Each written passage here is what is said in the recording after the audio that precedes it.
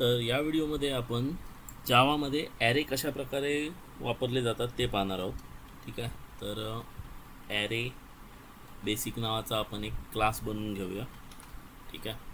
तर आता जेव्हा पण आपण ॲरेची गोष्ट करतो जावामध्ये किंवा कुठच्याही लँग्वेजमध्ये, तर ॲरेचा संदर्भ असतो आपल्याला एखादा डेटा टाईप्सचा संच आपल्याला हवा असेल, म्हणजे ग्रुप हवा असेल. म्हणजे आता एखादा आपल्याला समजा स्टुडंट्सची आपण मार्कशीट बनवतो आहे तिथे, म्हणजे मल्टिपल स्टुडंट्सची, एका वर्गाच्या स्टुडंट्सची समजा मार्कशीट आपण बनवतो आहे.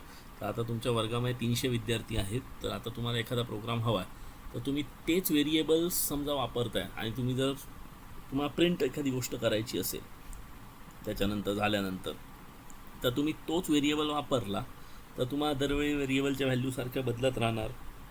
तो एक प्रॉब्लेम येणार. त्याच्यानंतर तुम्हाला जर आता हे एखादा फाईलमध्ये एक्सपोर्ट करायचं आहे किंवा काही करायचं असेल तर मग तेव्हाही तुम्हाला त्रास येणार. म्हणून मग आपल्याला काय असतं, आपल्याला हे कलेक्शन्सचं एक प्रकारे हा डेटा स्ट्रक्चर अवेलेबल असतो सगळीकडे, सगळ्या लँग्वेजेसमध्ये. त्याला आपण बोलतो ॲरे. ठीक आहे. तर इंग्लिशमध्ये आपण सांगायचं झालं तर होमोजिनियस ग्रुप ऑफ एलिमेंट्स म्हणजे ॲरे. ठीक आहे.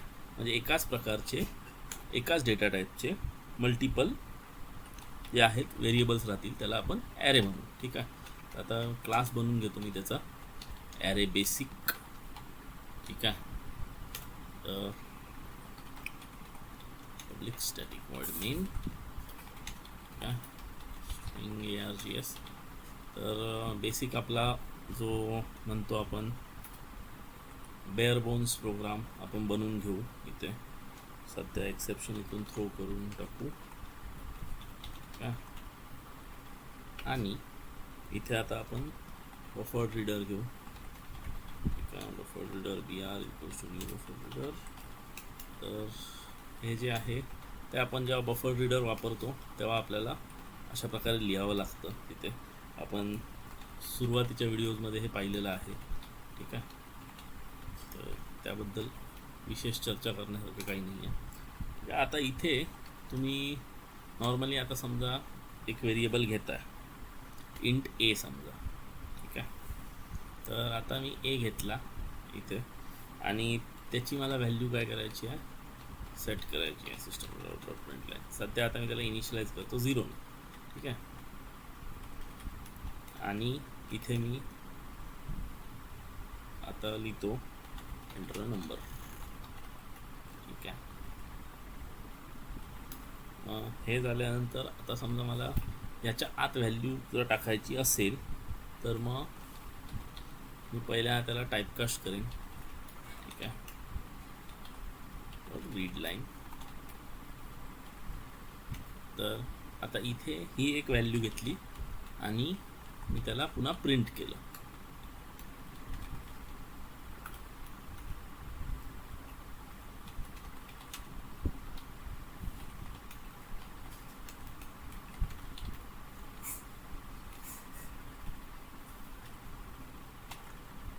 ठीक आहे. तर आता ह्या प्रोग्राममध्ये तुम्ही बघितलं असं तुमचं जास्त काही त्याचा इश्यू येणार नाही आहे. तिथे एकच आपल्याला घ्यायचं असेल तेव्हा.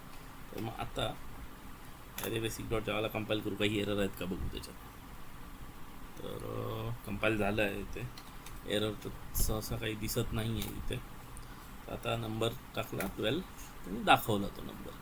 पण आता मला समजा काय करायचं आहे की सगळे नंबर जेवढे आहेत ते मला जसे मी एंटर करून झाले त्याच्यानंतर दाखवायचे आहेत. ठीक आहे. सगळे नंबर मी एंटर एकसाथ करेन आणि त्याच्यानंतर मला जर दाखवायचे असतील तर मग मला जसं मी म्हटलं त्याप्रमाणे मला एक कंटिजियस लोकेशनवाली गोष्ट लागेल.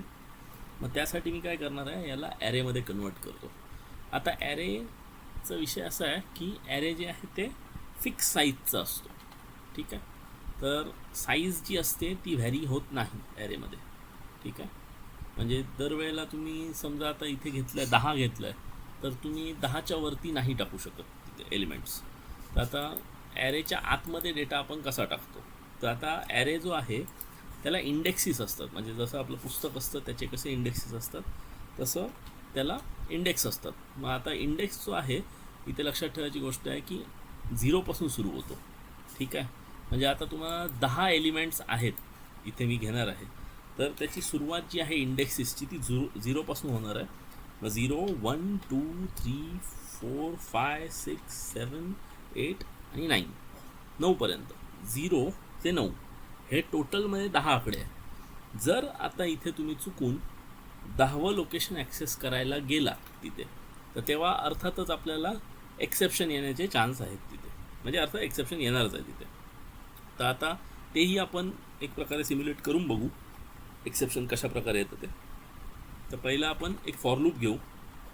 तर आता आधीच्या व्हिडिओमध्ये आपण बघितलंच आहे की आता लूप घेतला आपण इथे, ठीक आहे.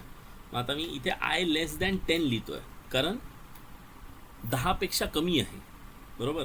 टोटल 10 आहेत माझ्याकडे, पण माझा लूप जो आहे तो 0 सुरू करायला लागणार आहे मला, कारण ॲरेची सुरुवात जी आहे ती 0 होते, ना की 1. जसं आपण नॉर्मली जसं मोजतो आपल्या दैनंदिन आयुष्यात, 0 न मोजता आपण 1 एखादी वस्तू मोजतो आपल्या गोष्ट मोजायला सांगितल्यावर. पण इथे कम्प्युटिंगमध्ये करताना आपल्या वस्तू 0 मोजायच्या आहेत, त्यामुळे 0 पण एक एलिमेंट आहे तिथे, म्हणून तुम्ही घेताना 0 ते 9 घेतलं इथे. जर तुमचं 20 असेल इथे, 10च्या जागी 20 असेल, 20 असेल, तर तुम्ही 0 ते 19 घेणार आहात, ठीक आहे. मग एकतर तुम्ही असं लिहू शकता 10, किंवा तुम्हाला जर आता इथे <= लिहायचं असेल तर 10 - 1 लिहा इथे असं, ठीक आहे. दोघांपैकी एक, म्हणजे तुम्हाला जसं सोयीस्कर पडेल तसं.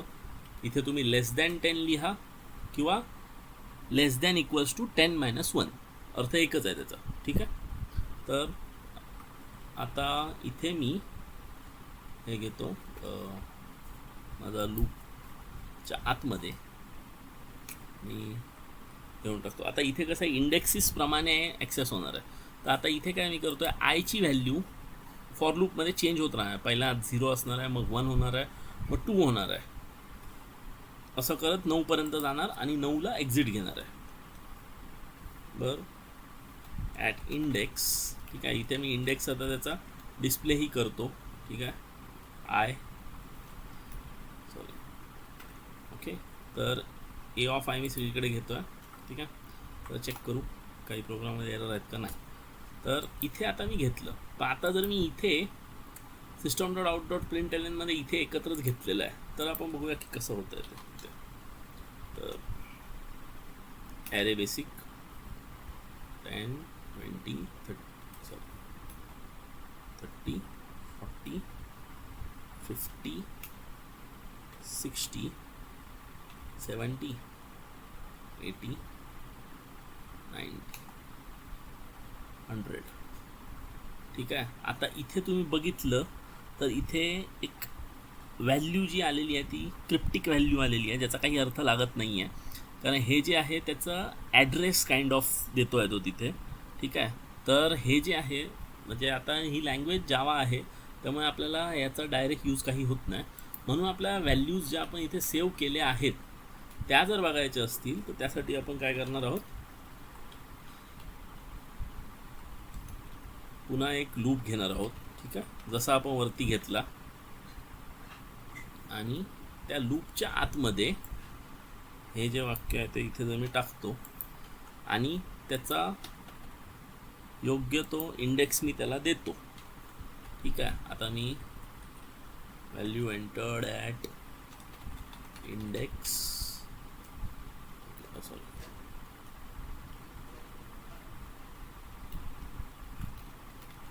वॉज सॉरी एक मिनिट हां. आता पुन्हा एकदा आपण कंपाईल करून बघू काही एरर आहेत का त्याच्यात. नाही, काही एरर नाही आहे. क्लिअर करू आणि जावा ॲरे बेसिक, ठीक आहे. तर इंडेक्स 0ला व्हॅल्यू आपण टाकतो आहे 10 20 30 40 50 60 70 80 90 आणि 100, ठीक आहे. तर आता तुम्ही जर चेक केलं, थोडं याला वर घ्यायचा प्रयत्न करू आपण, ठीक आहे. तर 10 20 30 40 50 60 70 80 90 100 जसं आपण इथे टाकलेलं त्याच क्रमाने आपण व्हॅल्यू सेव्ह केल्या. आता राहिला विषय जो मी तुम्हाला सांगत होतो की इंडेक्सिस जर आपण चुकवले तर काय होणार आहे त्याचं. तर मी इथे आता इंडेक्स चुकवण्यासाठी मी काय करतो, इथे I less than equals to 10 टाकतो इथे. ठीक आहे, तर इथे आता असं करायला कंपाईल करताना आपला एरर येत नाही सहसा. ठीक आहे, मग आपण जेव्हा रन करू तेव्हा आपल्याला रन टाईम एक्सेप्शन नक्की येणार आहे तिथे. आता 10, 20, 30, 40, 50, 60, 70, 80, 90, 100. हे बघा 100 टाकलं म्हणजे तिथे 10 टाकलं आणि त्याच्यानंतर मी पुढचा इंडेक्स घ्यायला गेलो तेव्हा त्याने मला दिलं नंबर फॉर्मॅट एक्सेप्शन. ठीक आहे, कारण आता काय की त्याला इकडचा जो इंडेक्स आहे तो भेटला नाही आहे त्याला. असं एक मिनिट पुन्हा एकदा रन करून बघू, आपल्याला नंबर फॉर्मॅट एक्सेप्शन अपेक्षित नव्हतं इथे.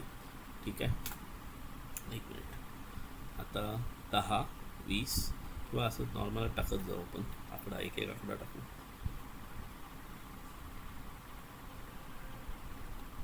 हे बघा आता इथे array index out of bounds exception, index 10 out of bounds for length 10. म्हणजे आता जसं आपण व्हिडिओच्या सुरुवातीला मी तुम्हाला सांगितलेलं की इथे 9च फक्त कॉलम राहिले आहेत. ठीक आहे, तर त्याच्यामुळे तुम्ही जर 10वी गोष्ट त्याच्या ॲड करायला गेला तर तुम्हाला असा index out of bounds exception येणार त्याच्यात. मग आता एक्सेप्शन हँडल करण्यासाठी तुम्ही ट्राय कॅच वगैरे लिहू शकतात ते, बट ते सध्या आपल्याला काय गरजेचं नाही आहे तिथे. म्हणजे अशा प्रकारे आपण ॲरेमध्ये गोष्टी स्टोअर करू शकतो. आता ॲरेचा वापर कुठे होऊ शकतो तर ते आपण स्पेसिफिक एखादा प्रोग्राम बघू पुढच्या काही व्हिडिओजमध्ये ज्याच्यात आपल्याला ॲरेचा वापर होईल किंवा आतापर्यंत जेवढ्या आपण गोष्टी शिकलो आहोत त्याचा वापर होईल. कारण आपण पुढचे जे व्हिडिओज आहेत त्याच्यात आपण जावामध्ये बेसिक लेवलचं लॉजिक बिल्डिंग कसं आहे ते बघणार आहोत. म्हणजे प्रॉब्लेम सॉल्विंग स्किल्स डेव्हलप करण्याबद्दल आपण जाणून घेणार आहोत तिथे. नंतर मग आपण बघणार आहोत की कसं आपण हे करू शकतो, त्याच्यात गोष्टी चेंज करू शकतो. ठीक आहे, म्हणजे कलेक्शन्स फ्रेमवर्क झालं, त्याच्या वेक्टर्स, मॅप, हॅश मॅप वगैरे ह्या सर्व ज्या गोष्टी आहेत त्या आपण सध्या न बघता पहिल्यांदा बेसिक लॉजिक बिल्डिंग कसं चालतं जावामध्ये किंवा कोणत्याही लँग्वेजमध्ये हे तुम्ही अप्लाय करू शकता, प्रॉब्लेम सॉल्विंग स्किल्स आहेत त्याच्याबद्दल जाणून घेणार आहोत पुढील काही व्हिडिओजमध्ये. तर याच्या नक्कीच तुमची मदत होईल अशी अपेक्षा आहे. ठीक आहे, थँक्यू.